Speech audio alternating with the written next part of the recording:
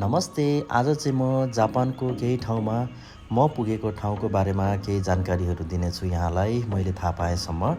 र यो अहिलेको ठाउँ चाहिँ हाकुने भन्दो रहेछ र यो हाकुनेमा चाहिँ ठुलो ठुलो भल्कानोहरू अहिले पनि तपाईँले चाहिँ लाइभ देख्न पाउनुहुनेछ।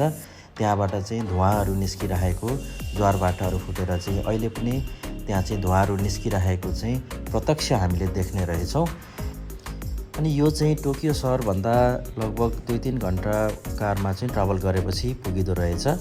र यो ठाउँको विशेषता भनेको चाहिँ यहाँ यो जुन ज्वारभाटा छ, यो ज्वारभाटामा चाहिँ कुखुराको अन्डालाई पोलेर चाहिँ यसरी कालो बनाइदो रहेछ, जसलाई चाहिँ हामी ब्ल्याक एग भनेर चाहिँ त्यहाँ एकदम सबै टुरिस्टहरूले चाहिँ खाँदो रहेछ। मिठो अनि मजा आयो है त। अब चाहिँ हामी होइन हाकुनेलाई छोडेर चाहिँ हामी पुनः टोकियो सहरतिरै जाँदैछौँ। र यो बाटोमा चाहिँ यसरी हेर्दाखेरि एकदम हरियाली, वाउ, म त नेपालमै भए जस्तो चाहिँ महसुस भइरहेको छ।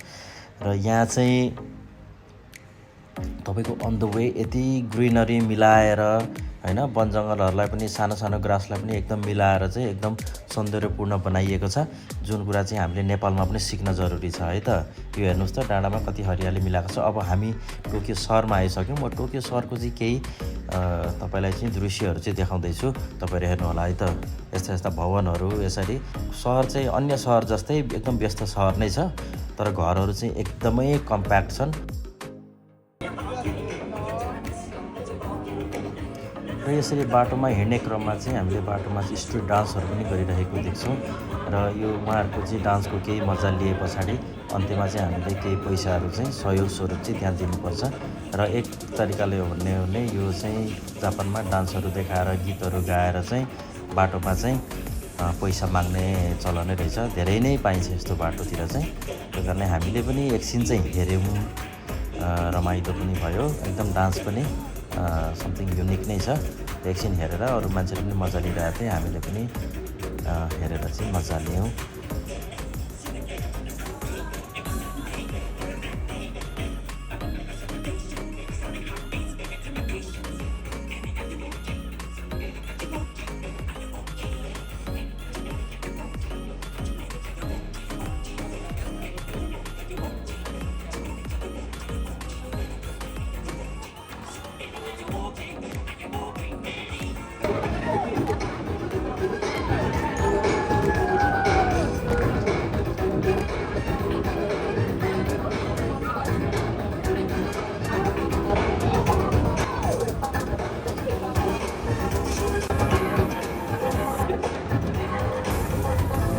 यो बाटोमा चाहिँ यत्रो मेहनत गरेको देखेर मलाई पनि एकदमै माया लाग्यो यो डान्सरको।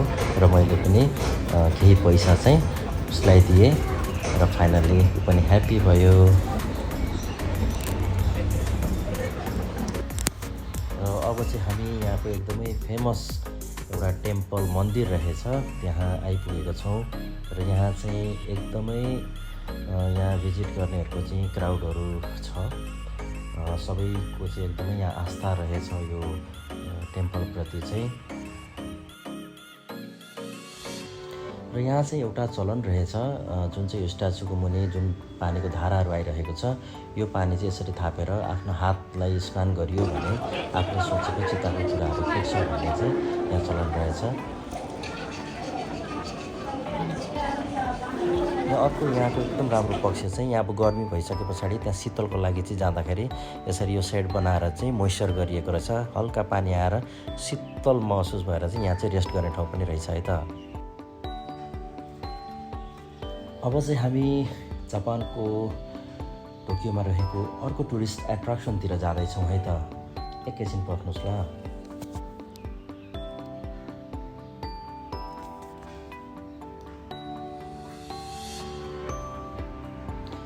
यो चाहिँ जापानमा रहेको एउटा टुरिस्ट एट्र्याक्सन रहेछ, जहाँ चाहिँ लिबर्टी अफ स्ट्याचु जुन चाहिँ युएसमा पनि छ, त्यस्तै चाहिँ जापानमा पनि रहेछ। यो चाहिँ समुद्रमाथि बनाएको स्ट्रक्चर रहेछ र यहाँ चाहिँ धेरै टुरिस्टहरू आउने रहेछन्।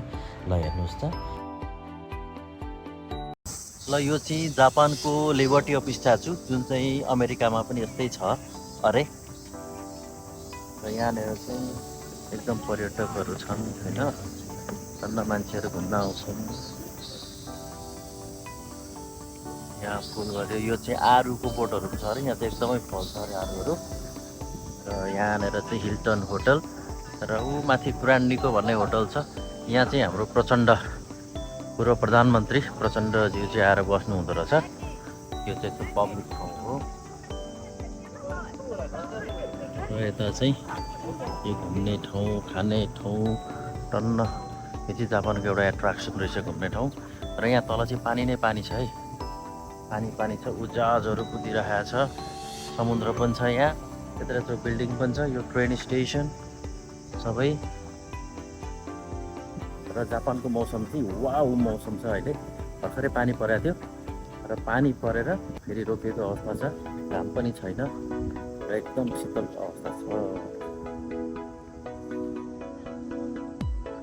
ल हेर्नुहोस् जापान।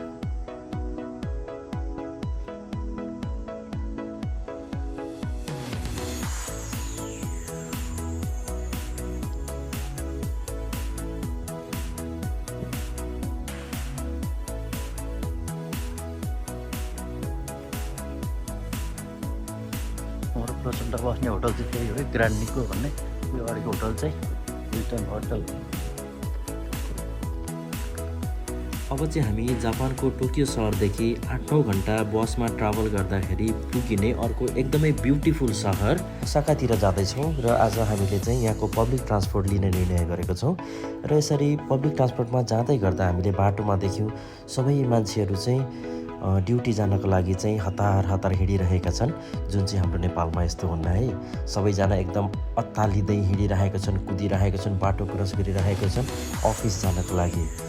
र धेरैजना चाहिँ पैदल यात्री नै हुँदो रहेछन्, किनभने यो टोकियो सिटी एकदमै कम्प्याक्ट छ, जहाँ चाहिँ गाडी पार्किङ गर्ने ठाउँ पनि पाइँदो रहेनछ र पार्किङ स्टेसनहरू पनि एकदम थोरै मात्र छ।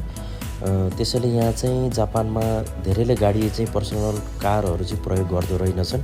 धेरैले चाहिँ ट्रेन युज गर्ने अनि कि त पैदल नै हिँडेर जाने त्यस्तो चाहिँ रहेछ यो टोकियोमा चाहिँ स्पेसियल्ली। किनभने टोकियो यस्तो सहर रहेछ जहाँ चाहिँ अब डेभलप हुनुपर्ने ठाउँ नै छैन, अलरेडी सबै डेभलप भइसकेको छ, खाली ठाउँ नै छैन। बिल्डिङ कन्स्ट्रक्सनहरू भइरहेको छन्, तर थोरै ठाउँमा कन्स्ट्रक्सनहरू भएको छ। कुनै चाहिँ पुरानो बिल्डिङलाई चाहिँ मर्मतहरू गरिएको छ भनेदेखि यो जुन देखिरहनु भएको छ एकदम थोरै मात्रै कन्स्ट्रक्सन साइटहरू चाहिँ देख्न सकिन्छ टोकियोमा चाहिँ। पब्लिक ट्रान्सपोर्ट पनि हेर्नुहोस् न कति सेवा सुविधाले सम्पन्न छ। एसी छ, चिसो न चिसो बनाएको हुन्छ, अनि यो हेर्दाखेरि एकदम लग्जरियस देखिने बस हुन्छ। र यसमा एउटा खास कुरो चाहिँ के रहेछ भने जापानमा तपाईँले पब्लिक ट्रान्सपोर्टभित्र हिँडिरहेको बेलामा तपाईँले आफ्नो मोबाइल फोनबाट कसैलाई फोन गर्न पनि तपाईँले पाउनुहुन्न, र यदि कसैले फोन गर्यो भने तपाईँले रिसिभ गर्न पनि पाउनुहुन्न।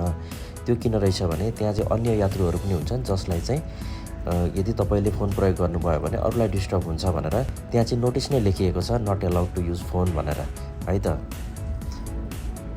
र हामी अघि बढ्दैछौँ यसरी, नेपाल जस्तै नै लाग्यो मलाई, हरियाली छ सबैतिर। तर बाटोहरू धेरै ठाउँमा चाहिँ अझै पनि कन्स्ट्रक्सनहरू भइरहेको छ। त्यहाँ जुन बाटो छ अलरेडी राम्रै छ र पनि अझ राम्रो बनाउने चाहिँ प्रयास गरिएको छ। र यहाँ चाहिँ यस्तो टनलहरू चाहिँ एकदमै धेरै रहेछ र भनिन्छ यहाँ चाहिँ पहिलो विश्वयुद्ध या दोस्रो विश्वयुद्धतिर चाहिँ यी टनलहरू चाहिँ एकदम नै धेरै प्रयोग भएको थियो लडाइँहरू गर्दाखेरि। र अहिले हामी चाहिँ यो मेट्रो स्टेसनतिर चाहिँ आइसकेका छौँ। यो मेट्रो स्टेसनमा यति धेरै मान्छे हुँदो रहेछन् जुन चाहिँ मैले अन्य कन्ट्रीहरूमा चाहिँ मैले यति साह्रो क्राउड देखिनँ। किनभने यहाँ चाहिँ तपाईँको म्याक्सिममले चाहिँ आफ्नो ड्युटी जानको लागि र ड्युटीबाट फर्केर घर आउनको लागि चाहिँ मेट्रो स्टेसन नै युज गर्ने रहेछन्। त्यो कारणले पनि एकदमै धेरै चाहिँ क्राउड हुने रहेछ यहाँ पब्लिकको। ल हेर्नुहोस् र मेट्रो स्टेसन पनि यति निट एन्ड क्लिन छ है। यति भित्रै सुपर मार्केटहरूको सुविधादेखि लिएर हरेक कुराहरू चाहिँ भित्रै सुविधा छ। तर यहाँ हिँड्दाखेरि चाहिँ धेरै कन्फ्युज हुन्छ मान्छेहरू चाहिँ, हामी चाहिँ हरायौँ पनि यसरी कता जाने अब गेटै गेट छ, अब कुन डिरेक्सनमा जाने भनेर धेरै मान्छेहरू चाहिँ कन्फ्युज हुँदो रहेछन्। र हामी चाहिँ एकचोटि हरायौँ नै, र लकिली त्यहीँकै जो लोकल नागरिक हुनुहुन्थ्यो उहाँले चाहिँ हामीलाई सपोर्ट गरेर हामी जाने डेस्टिनेसनको गेटतिर चाहिँ पुर्याइदिनु भयो। देश जति नै धनी भए पनि त्यहाँ रहेका कोही न कोही नागरिकहरू चाहिँ गरिब हुँदो नै रहेछन्। यसरी हेर्नुहोस् बाटोमा चाहिँ गीत गाउँदै पैसा माग्ने धेरै नै पाइन्छ जापानमा। तपाईँ हामी चाहिँ नेपालबाट ठुलो सपना बोकेर जापान सपनाको सहर भनेर जाने गर्छौँ र त्यहीँ भएका नागरिकहरूले चाहिँ यसरी चाहिँ गीत गाउँदै आफ्नो जीवन चलाइरहेको पनि छन्। ल हेर्नुहोस्, यहाँनिर चाहिँ एकजना केटा र एकजना केटी मिलेर एकदम धुमधामसँग गीत गाइरहेका छन् र उहाँहरूले चाहिँ लास्टमा चाहिँ उहाँहरूलाई चाहिँ गीत सुन्ने मान्छेहरूले चाहिँ केही पैसा दक्षिणाहरू दिएर चाहिँ त्यहाँबाट हिँड्ने गर्छन् र उहाँहरूको चाहिँ जीवन यसरी नै चलिरहेको छ यत्तिको धनीको देशमा पनि। ल हेर्नुहोस् है त।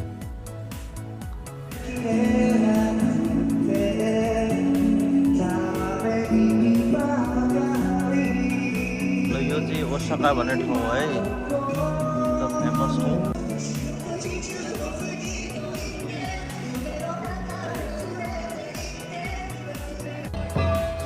हामी चाहिँ ओसाकाको यस्तो ब्युटिफुल ठाउँमा आयौँ जहाँ चाहिँ बिचमा चाहिँ यो सायद कृत्रिम नै नहर चाहिँ ल्याइएको हुनुपर्छ र दुईतिर चाहिँ यसरी बिल्डिङहरू छ र दुईतिर चाहिँ साइडमा चाहिँ मान्छेहरू घुम्ने हेर्ने अनि रेस्टुरेन्ट्सहरू धेरै नै रहेछ र एकदमै राम्रो छ र स्पेसली बेलुकातिर चाहिँ यहाँ चाहिँ एकदम झिलिमिली हुने होइन र बेलुकातिर चाहिँ यतातिर चिल गर्न आउने मान्छेहरू धेरै नै पाइँदो रहेछन् र बेलुका हिँडेरै धेरैले मजा लिइरहेको हुन्छन् भनेदेखि रिभर जस्तोको चाहिँ साइडमा चाहिँ रेस्टुरेन्ट्सहरू छ, त्यहाँ साइडमा बसेर चाहिँ धेरैले इन्जोय गरिरहेको हुँदो रहेछन्।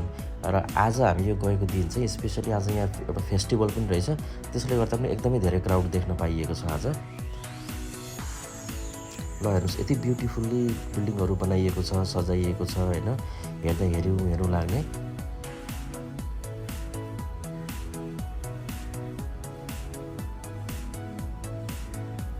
कति शान्त छ यो ठाउँहरू, शान्त ठाउँमा यहाँ यो ठाउँमा पुग्दाखेरि जुन तपाईँको दिमागले जुन एउटा शान्त भावनाको महसुस गर्छ त्यो नै धेरै अमूल्य छ। साइकल पनि छन् जापानमा, साइकलमा पनि मान्छे धेरै नै हिँड्दो रहेछन्, गाडी किन्ने हो र साइकलमा छिटो ट्राफिक जाम पनि नहुने, पार्किङलाई पनि धेरै जग्गा नचाहिने भएकोले गर्दा धेरैले साइकल पनि प्रयोग गर्दा रहेछन् यहाँ चाहिँ। र साइकल प्रयोग गर्नु चाहिँ आफ्नो हेल्थको लागि पनि एकदमै उपयुक्त हो भन्ने यहाँको मान्छेको ठम्मै रहेछ र वास्तवमै पनि साइक्लिङ गर्दाखेरि आफ्नो बडीको एक्सर्साइज पनि हुन्छ। त्यसैले तपाईँहरू पनि गाडीमा हिँड्नु, बसमा हिँड्नु भन्दाखेरि चाहिँ छोटो दूरी छ भने चाहिँ तपाईँले साइकल प्रयोग गर्नुभयो भने तपाईँको आफ्नो स्वास्थ्य पनि सुधार हुन्छ है त। ल हेर्नुहोस्, रमाइलो बाटोमा यसरी यहाँ भएका टुरिस्टहरूलाई चाहिँ रमाइलो गराउनको लागि चाहिँ यसरी उहाँले चाहिँ नकाबहरू पहिनेर चाहिँ यसरी रमाइलो पनि गराउँदो रहेछन् है यहाँ।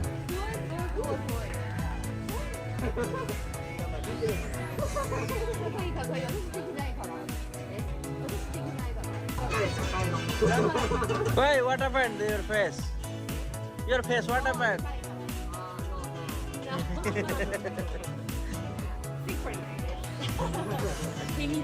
Ah, okay. Thank you. र अहिले चाहिँ हामी यो ओसाकामा रहेको क्यासल गार्डनमा आएको छौँ र यो गार्डन पनि one of the tourist attraction रहेछ ओसाकामा। र यहाँ चाहिँ एकदम पुरानो पहिलेको चाहिँ बिल्डिङहरू रहेको, पहिला चाहिँ राजाहरूले बसेको सायद दरबारहरू त्यस्तो केही होला यहाँ सायद, जुन चाहिँ एकदमै यो ओसाकाको चाहिँ one of the best tourist attraction रहेछ। ल हेरौँ है त।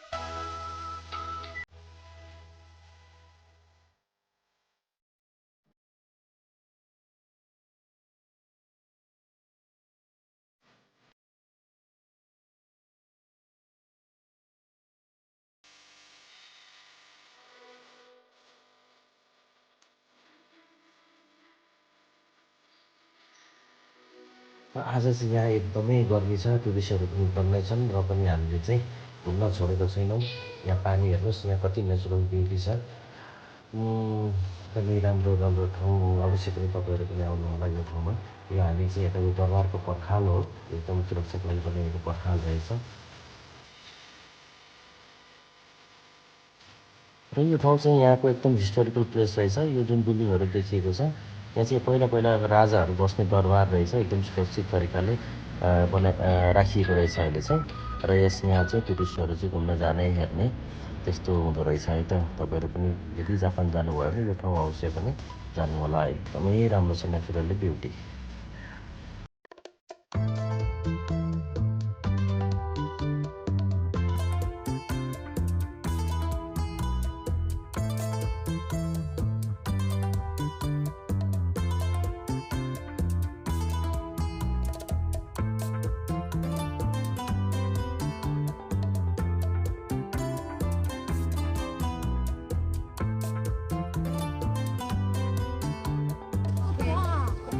हामी चाहिँ दरबारमा आइपुग्यौँ।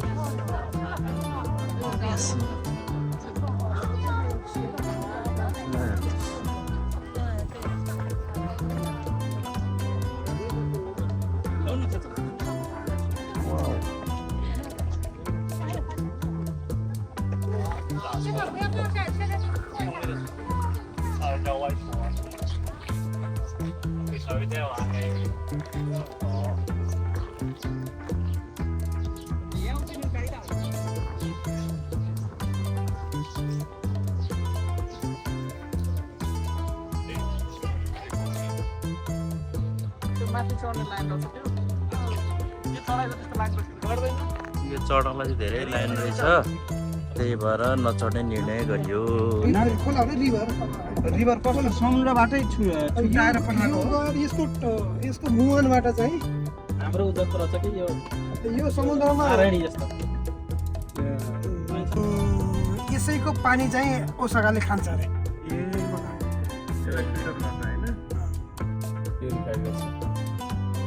यो चाहिँ यहाँ त यो टोयलेटतिर आउने पानी पनि फिल्टर्ड पानी हो कि क्या हो?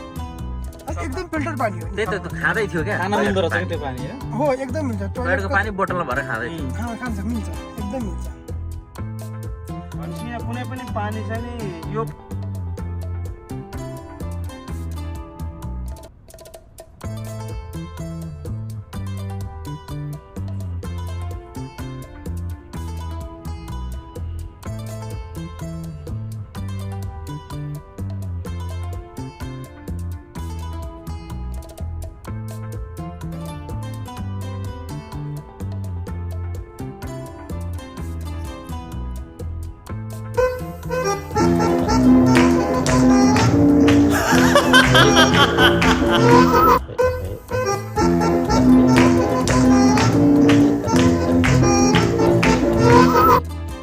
एउटा म्युजिकमा कम्मर हलाउँ त ल। कितने तेजस्वी लोग हैं हमारे पास, कितने शानदार विचार रखते हैं। यहाँ चाहिँ हामी नेपाली रेस्टुरेन्टमा आएको छौँ। यहाँको एउटा स्पेसल कुरो चाहिँ यो जुन खानेकुरा छ, यो खानेकुरा चाहिँ रियल फुडलाई नै बाहिर एउटा ट्रान्सपरेन्ट कोटिङ गरेर 10 वर्ष राख्दाखेरि पनि केही नहुने फुड रहेछ यो। त्यसरी बनाइँदो रहेछ जापानमा चाहिँ। यो चाहिँ अब डिस्प्ले जसरी हामीले कपडाको म्यानिक्युनहरू राख्छौँ त्यो अनुसारले यो फुडहरू चाहिँ केही नहुने, जति राखेर पनि नबिग्रिने।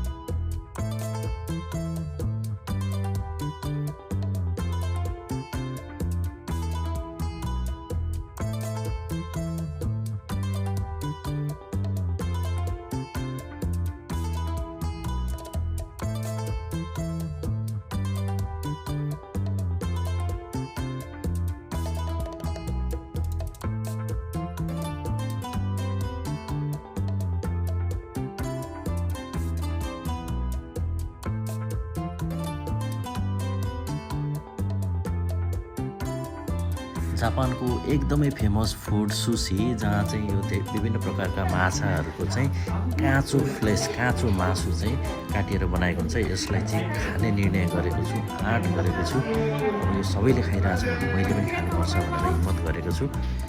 हेर्नुहोस् है त। ओ माई गॉड, यम्मी भन्न त मिलेन। म एकदम आफूलाई नै फोर्स गरेर खाँदैछु। अब यत्रो देशमै त आइयो भने यहाँको स्पेसल खाना त खानै पर्यो। त्यसलाई घिन मानेर गाह्रो मानेर त भएन। तर भमिट चाहिँ आएन मलाई। मैले आफूलाई कन्ट्रोल गरेर फाइनल्ली मैले त्यो काँचो मासुलाई, माछाको मासुलाई चाहिँ मैले निलेरै छोडेँ। यो अक्टोपस, यो काँचै अक्टोपसको टुक्रा हो, जसलाई एकदम काँचै चाहिँ खानुपर्ने है। यहाँको सिस्टम नै त्यस्तो रहेछ। त्यसलाई पनि खाइदिएँ मैले। स्वाद चाहिँ केही छैन, उयो किरिक गर्छ र पनि अब खाइयो खानालाई। र यहाँको सब्जी चाहिँ हेर्नु न, 220 यहाँको चाहिँ पैसा रहेछ जापानी येन। र जुन चाहिँ लगभग नेपाली 200 हुन्छ एउटा करेलाको लागि। कति महँगो है। हस् त, आजलाई यति नै। म फेरि पनि म जुन देशमा ट्राभल गर्छु यसरी नै मिनी ब्लगहरू चाहिँ बनाएर मेरो यो च्यानलमा अपलोड गर्नेछु। यहाँको साथ र सहयोगको लागि धेरै धेरै धन्यवाद। Thank you so much. By by.